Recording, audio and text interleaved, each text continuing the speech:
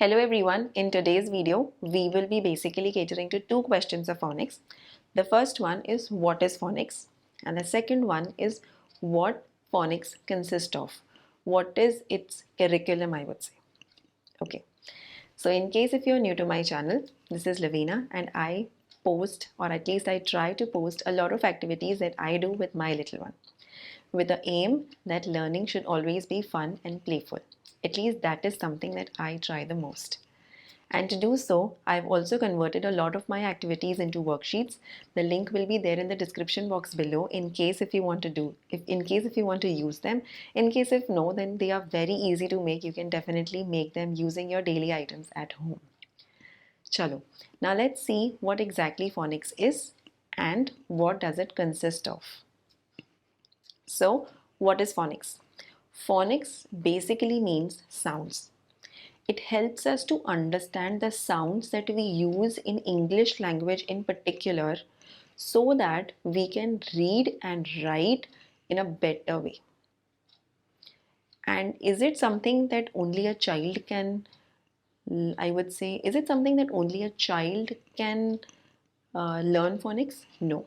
In case if you do not know English language, phonics is something that you should be doing because English is these days a universal language and it always helps you to write and read everything in English language in a better way. Your dictation improves, your spelling, writing improves. So yes, phonics is something which consists of a lot of sounds. So when I say a lot of sounds, I should be particular here. It basically consists of 42 sounds which when you learn those sounds, you are able to read a lot of words. So phonics means sounds of English language that helps you to read and write in a better way, more towards your perfection way. Now comes the second question of what phonics consist of. Before coming to this question, I would first like to share something as a mother. Before introducing my little one to phonics, I always used to think why there is a need to learn phonics. When I was a kid, I never actually, had phonics as a school curriculum separately. हम तो ऐसे ही सीख गए यार English. We are still able to read and write English in a good way, in a decent way. Then why do I really invest a certain amount of money for phonics education separately? And that is the reason why it is very important that a parent knows what exactly phonics consist of. Phonics consist of, first thing, a lot of sounds. So in English language, there are 26 letters. So does phonics have 26 sounds? No. It has 42 sounds. One part of the sounds goes in single letter alphabets. मतलब for example, if we say कि letter C का sound है क. If we go for letter P का sound है P. And so on.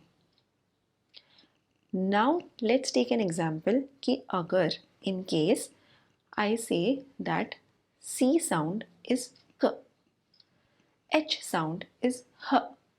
So when I combine the two letters C and H, will the sound be Kah?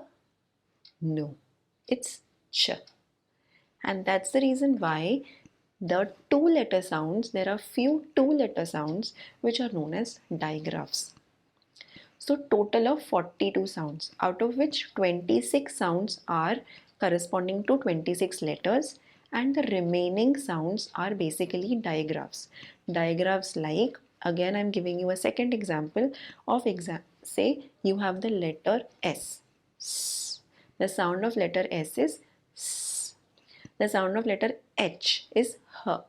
So when we combine the two sounds, does it make S? No, it's Sh. And these are known as digraphs. Di means two. So basically two letter coming together makes a different sound. Yes, in phonics there are one letter sounds and then there are two letter sounds which are known as digraphs. And the third concept in phonics is basically when you combine the letters together and you blend them. You will very frequently actually hear the term as blending in phonics.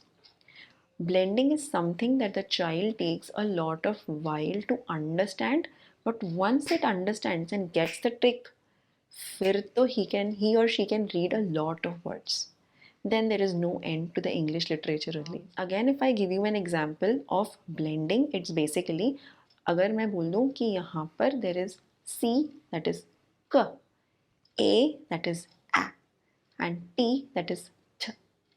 So when you combine the three sounds, K, A, T, it makes cat. So children generally take a lot of time to combine the letters and to join these sounds and to make a single word. And once they start with CVC words, that consonant vowel consonant words, then it goes, that is basically 3-letter words, then they go to the 4-letter words and then 5-letter words and so on. And then the fourth term in phonics is generally about sight words. Sight words are few words that your children will have to learn them by heart. The sounds concept doesn't go on these sight words. For example, if you say the word how. So how basically is H, that has a sound of H, O, that is has a sound of O, and W, that has a sound of V. So H, O, V, no. It is pronounced as how. Similarly, it goes to a very high frequency words, like I would say the. The is something that is used everywhere in every sentence. And so when you say the, spelling is T-H-E. So when you combine these sounds together, it is T for T, H for H, E for E. So T, H, E. No, it's pronounced as the. And these are basically sight words. In sight words also, there are high frequency words like the. These are basically words that are used almost in every sentence. The other example of high frequency words is I. If you take I as a single alphabet, the sound of I goes I. But when you put it in a sentence, it is pronounced as I. Again, the high frequency word is R. So these are words that you just have to learn by heart. The sound rule doesn't apply on them.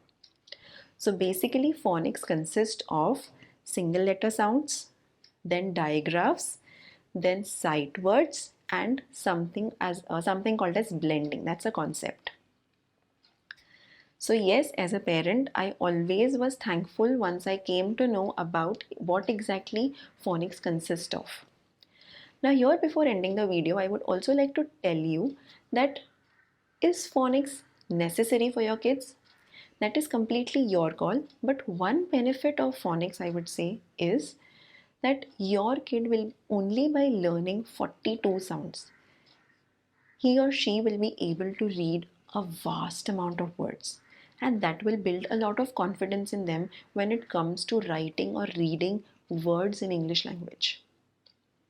So yes, it can definitely be an add-on to your curriculum if you are able to do so. I hope this cleared your concept, and also I was able to answer a lot of your questions of what exactly the phonics curriculum consists of.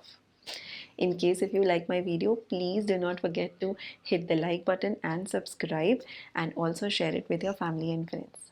Thank you, and I will see you in my next video.